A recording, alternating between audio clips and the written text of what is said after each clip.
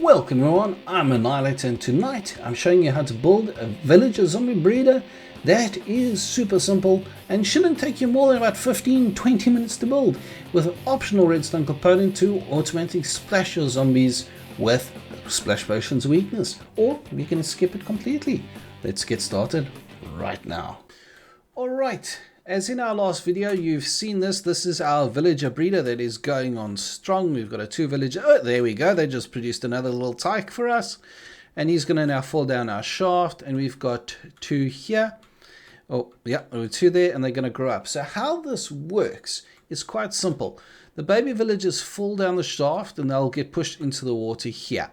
As you'll see, right there, and then they'll go in there. Once they grow up, their heads will hit this water block here, and that will force them up and over through here into the top here, and then they'll fall down.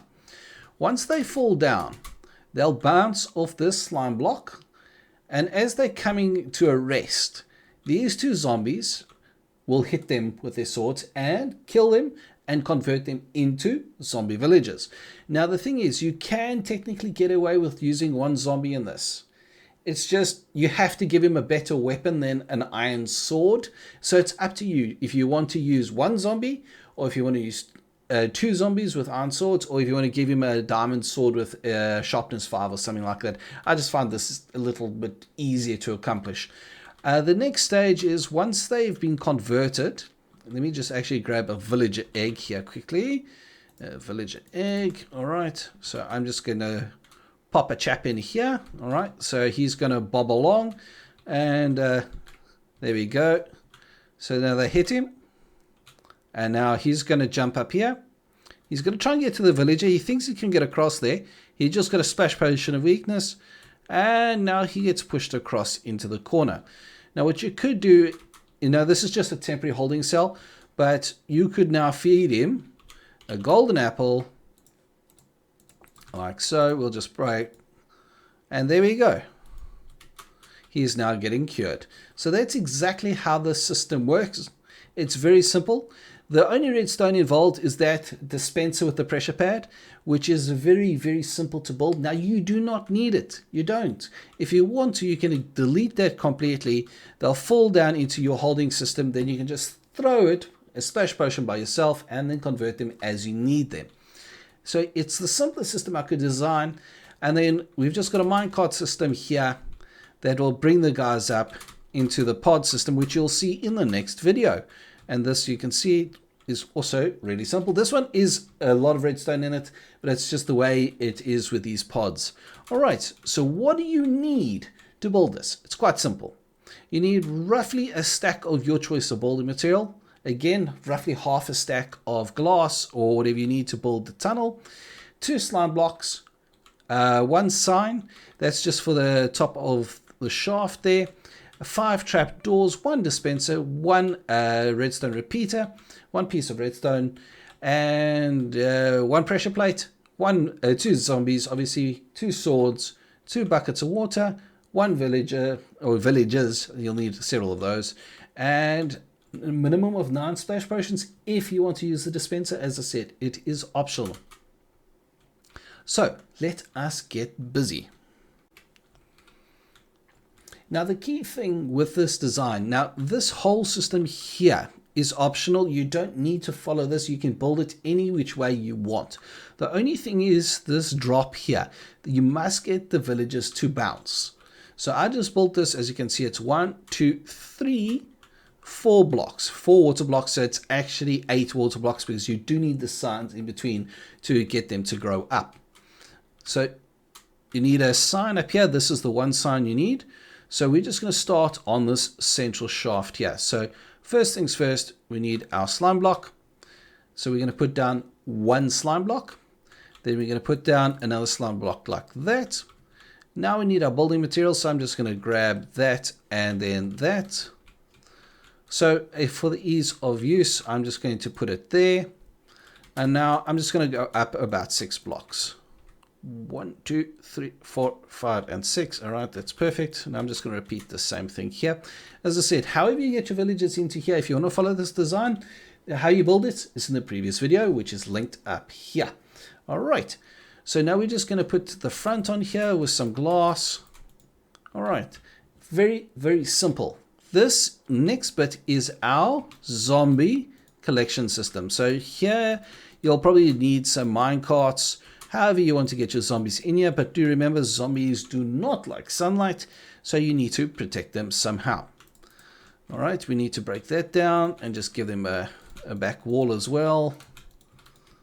Okay, something like that. So you'd probably have a minecart running into here. However you get them, maybe you let them follow you in. We do need a trap door, so I'm just going to grab one from here like that. It actually needs to be there. All right, perfect. And now we can just build that closed like that. And we can just break all of that down there. Okay, beautiful. Right, so we're already on the path to victory. Now the dispenser is the next bit here. Now you want to go one block down. As I mentioned, if you don't want to use the dispenser, you can just skip this, but this is very, very simplistic. So the first thing we want to do is just put our dispenser in here. And now we're just going to put it like that. And we just need a pressure plate. So we're going to put a pressure plate there. And now we need a redstone, one of those. And now we need a piece of redstone. I can't wait for 117 because 117, they're changing the order, all of that. Did I not put the pressure plate in my hotbar?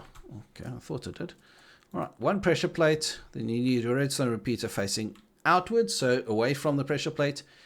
And there we go. And that is the entirety of the redstone there. Right, so all right, so now if there was a potion in there, it would activate it. All right, that's the redstone, guys. Very simple. Pressure plate, redstone repeater facing away from you, one block of redstone there, and your dispenser. Now we're just going to put some glass in like that. Again, you can make this as fancy as you want, or you can make it as minimalist as you want. The next key thing is you need one block of spacing here, and then you need to go at least 2 blocks down, at least 2. All right, and now we're just going to put in some blocks there and some glass so you can see how this is going to work.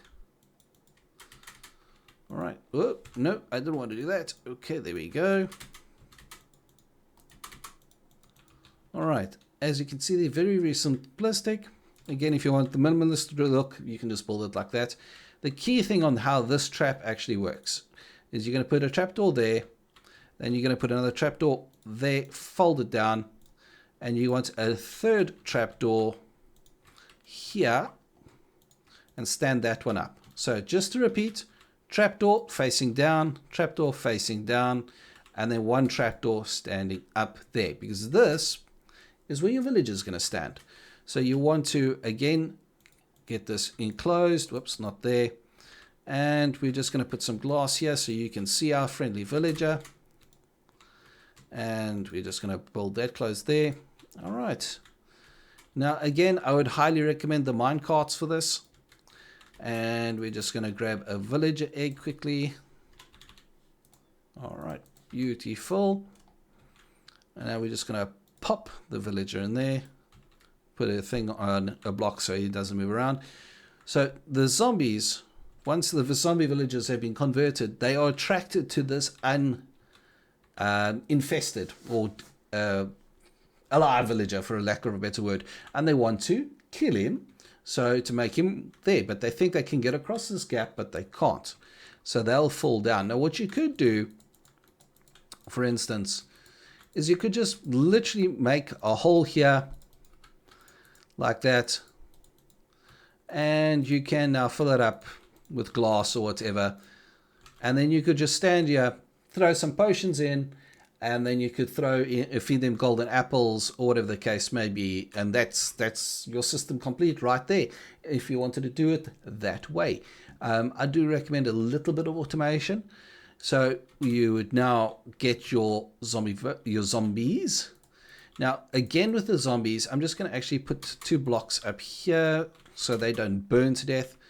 The thing about the zombies, it is going to be a little bit of a challenge because not every zombie can hold stuff. So we're going to do that, and we want 2 swords and another sword. So we're going to pop our zombie in there. Also, make sure you're not on easy. Make it on hard or the hardest. I recommend hardest because then it's quicker for the zombies to convert it, and you won't get a zombie that'll pick up swords on easy.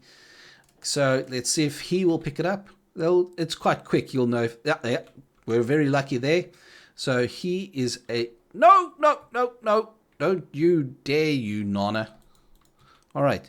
So now that was actually completely unexpected. I wasn't expecting him to pick it up. All right. Okay, I'm just going to say yes. He spawned with a sword. What the hang, game? All right. So that's pretty much the whole system. Now, you would obviously, if you were feeding the villagers in, you would have them fall down the chute here, and you would have your sign over there. So let me just grab one single sign, and we'll just use one of those. You'd put your sign there, or actually you'd need to put it one backwards there. No, there would be good actually. One sign there for the stop the water from going down here. And that's the whole system, guys. It's quite simple. It is a drop chute onto 2 slime blocks. The zombies then hit them with the swords.